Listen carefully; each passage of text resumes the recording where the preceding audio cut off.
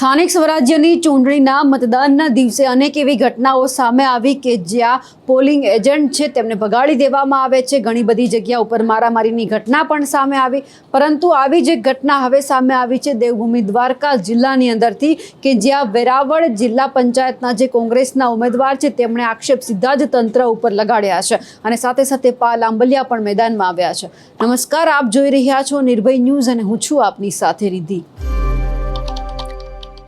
મતદાન શરૂ છે, પરંતુ આ જ સમય દરમિયાન આપણે ઘણી બધી જગ્યા ઉપર એવું જોયું કે અનેક જે મતદાન મથકો છે તે ચર્ચામાં આવ્યા। ઘણા બધા મતદાન મથક એવા છે કે જ્યાં મારામારીની ઘટનાઓ પણ સામે આવી। ઘણી બધી જગ્યા ઉપર એવું પણ સામે આવ્યું કે જે પોલિંગ એજન્ટ છે તેમને પણ ભગાડી દેવામાં આવે છે અને કોણ આ બધું કરી રહ્યું છે તેમને લઈને સવાલ થયા। પણ આ બધાની વચ્ચે જે વેરાવળ જિલ્લા પંચાયતના જે કોંગ્રેસના ઉમેદવાર છે જે ગોગન કરમુર, તેમણે સીધા જ આક્ષેપ કર્યા છે કે જ્યારે અમારું જે મતદાન મથક છે ત્યાં હું ગયો હતો, પોલિંગ એજન્ટ નહોતા, તેથી હું ત્યાં રાહ જોઈને બેઠો કે ક્યારે પોલિંગ એજન્ટ છે તે આવે છે અને પછી તટસ્થ રીતે મતદાનની પ્રક્રિયા થાય, પરંતુ કોઈ જ પોલિંગ એજન્ટ છે ત્યાં આવ્યું નહીં। એટલા માટે તેઓ બહાર બેઠા, પરંતુ જેવી તંત્રને જાણ થઈ સીધું જ ત્યાં આવ્યા અને એમને કહી દીધું કે તમે જ્યાં બેઠા છો ત્યાંથી બહાર નીકળો। એટલે આખો મામલો છે ગરમાયો છે। પણ આ બધાની વચ્ચે જ્યારે સૌથી પહેલા પાલ આંબલિયા આ ઘટનાને લઈને શું કહી રહ્યા છે તે પણ સાંભળીએ। પણ જ્યારે આ મામલો સામે આવ્યો હતો ને કોંગ્રેસના ઉમેદવાર સાથે જ્યારે નિર્ભય ન્યૂઝે વાત કરી ત્યારે તેઓ શું કહી રહ્યા છે તે પણ સાંભળીએ। મારી સાથે અત્યારે વેરાવળ જિલ્લા પંચાયતના કોંગ્રેસના ઉમેદવાર ગોગનભાઈ જોડાયેલા છે। ગોગનભાઈ, આજે શું થયું હતું કે આખો મામલો અત્યારે ગરમાયો છે? હું કોંગ્રેસના ઉમેદવાર તરીકે વેરાવળ જિલ્લા પંચાયતના તમામ બૂથની મુલાકાત લેતો હતો। તે સમય દરમિયાન હું માનપર પહોંચ્યો હતો।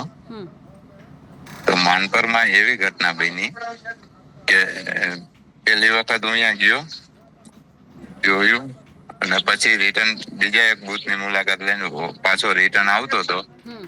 એ સમય દરમિયાન બપોરનો સમય હતો।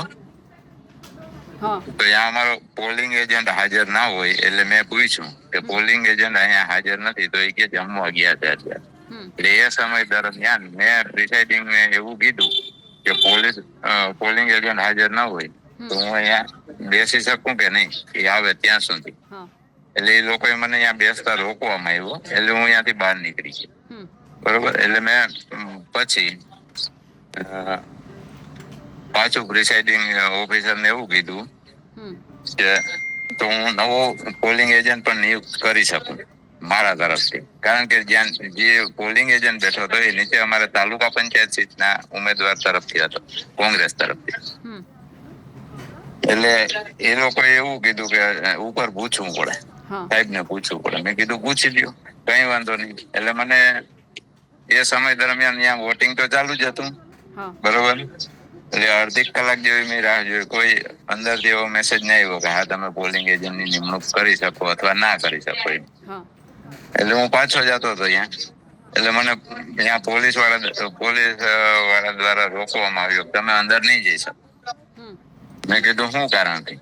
નહીં, કે ઉપરથી એવી સૂચના છે સાહેબની કે સાહેબ હારે વાત કરીએ, એ કહે તો જવા દે, નકર જઈ શકો નહીં।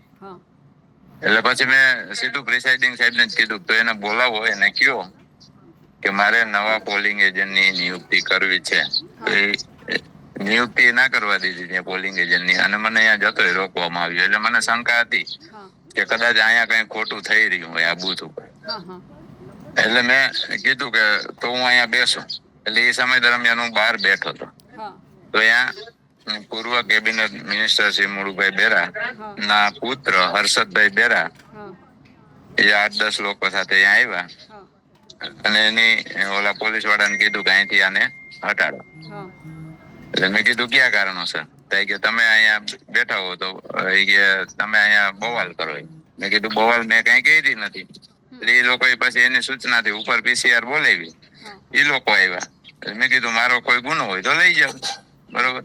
એટલે આપણે એવો કોઈ ગુનો તો કર્યો નતો, એટલે એ લોકો લઈ જવા માટે નતા, સમજાવવા માટે પ્રયત્નો કરતા હતા।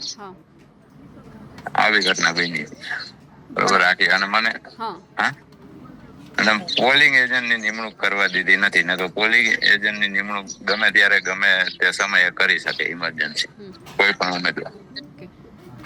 તો બીજા કોઈ વિસ્તારમાં આવું થયું એવું તમારા ધ્યાનમાં આવ્યું છે? હા, બીજા કોઈ વિસ્તારમાં આવી ઘટના બની હોય એવું ક્યાંય ધ્યાનમાં આવ્યું છે?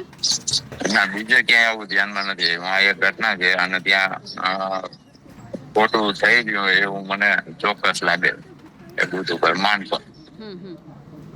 હા બિલકુલ ગોગનભાઈ, આપ અમારી સાથે જોડાયા, આપનો ખૂબ ખૂબ આભાર. આભાર. નમસ્કાર. દેવભૂમિ દ્વારકા જિલ્લામાં ભાણવડ તાલુકાના વેરાવળ જિલ્લા પંચાયતના માનપર ગામની અંદર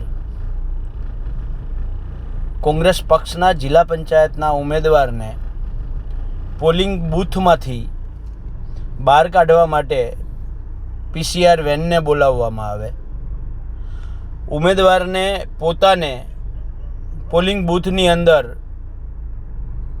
જવા ન દેવામાં આવે. આ તે કયા પ્રકારની ચૂંટણી છે? આમાં કેવી રીતે નિષ્પક્ષ ચૂંટણી થઈ શકે?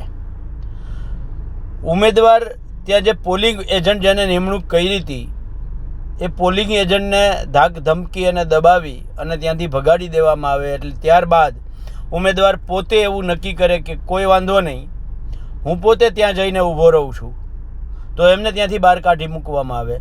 મેં આરઓ સાથે વાત કરી, પ્રિસાઇડિંગ ઓફિસર સાથે વાત કરી, તો એમનું કહેવું એવું છે કે ઉમેદવાર છે એ અહીંયા બેસી ના શકે. અરે ભાઈ, બેસી ના શકે તો 5 મિનિટે આવીને મુલાકાત લઈ શકે. તો મુલાકાત શું કામ ના લઈ શકે ભાઈ? તો એમને શું કામ ત્યાંથી PCR વેનને બોલાવીને બહાર કાઢવામાં આવે? નંબર 1. નંબર 2, ઉમેદવારે એવું કહ્યું કે હું અત્યારે જે એજન્ટ ભાગી ગયો છે તો બીજો એજન્ટની નિમણૂક કરી દઉં છું. તો એવું કહેવામાં આવે કે હવે ઉમેદવાર એજન્ટ જે છે એ નિમણૂક કરવાનો સમય પૂરો થઈ ગયો છે. એટલે ક્યાંક ને ક્યાંક ભાજપ જે હાર ભાળી ગઈ છે એટલે તંત્રનો દુરુપયોગ કરી અને ચૂંટણી જીતવા માટેના હવાતિયા મારે છે. અને ક્યાંક ને ક્યાંક તંત્ર પણ જ્યારે ભાજપની શહેમાં આવી ગયું હોય અને ભાજપને જ મદદ કરતું હોય એવું બહુ સ્પષ્ટ આના ઉપરથી લાગે છે. હવે જે આ ઘટના સામે આવી છે તેમને લઈ આપ શું માનો છો? કમેન્ટ કરીને ચોક્કસથી જણાવજો. સાથે જ મારી નિર્ભય ન્યૂઝ ચેનલને લાઇક, શેર અને સબસ્ક્રાઇબ કરવાનું ભૂલશો નહીં. નમસ્કાર.